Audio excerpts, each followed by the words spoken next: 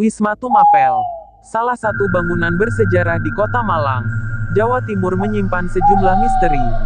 Konon bangunan penginapan zaman Belanda dan markas KMPTI di masa Jepang ini memiliki aura mistis. Penelusuran di Wisma Tumapel, kesan mistis memang terasa kental menelusuri lorong demi lorong dan ruangan demi ruangan. Beberapa bagian bangunan yang tak terawat kian menambah kesan horor bangunan yang dulunya bernama Splendid Inn Hotel di era Belanda ini. Konon sosok noni Belanda menjadi salah satu penghuni tak tampak di bangunan yang terletak di Jalan Tumapel nomor 1 itu. Bahkan penelusuran di lokasi dengan menggunakan indera lain.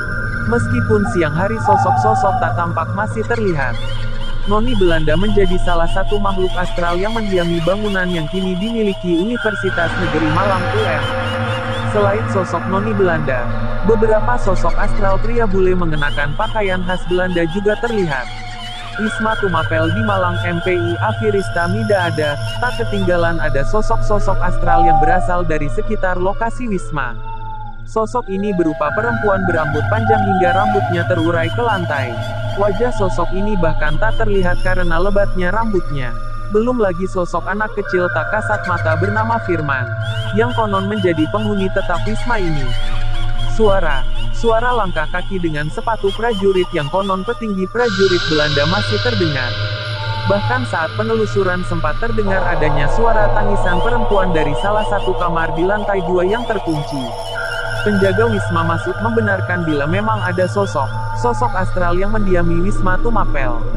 Namun selama ini ia berjaga dirinya merasa sudah biasa dan tak terganggu dengan kehadiran mereka. Yang sering nampak noni itu, kalau anak kecil yang namanya Firman itu biasanya main. Kalau yang lain mungkin ada suara seperti orang jalan pakai sepatu boot tentara, ucap Masud ditemui di lokasi. Pria yang berjaga di Wisma Tumapel sejak 2019 ini mengungkapkan, satu penghuni yang sedikit mengganggu adalah perempuan yang berada di lantai atas, dengan penampilan rambutnya yang panjang hingga terjulur ke lantai. Yang biasanya mengganggu itu yang perempuan rambut panjang itu. Tapi selama ini sudah biasa sih kalau jaga, tuturnya. Pengakuan Masud diamini oleh seorang warga yang pernah tinggal di Wisma Tumapel bernama Erlina Laksmiani Wahdiyutami. Perempuan dosen Universitas Merdeka Unmar ini sejak lahir hingga tahun 1993 sempat tinggal di Wisma Tumapel. Kebetulan saat itu memang Wisma Tumapel pernah difungsikan sebagai rumah dinas dari para dosen dan karyawan UM. Total ada sekitar 30 kepala keluarga baik dari dosen maupun karyawan UM yang pernah tinggal di situ. Ya memang dulu terkenal seramnya.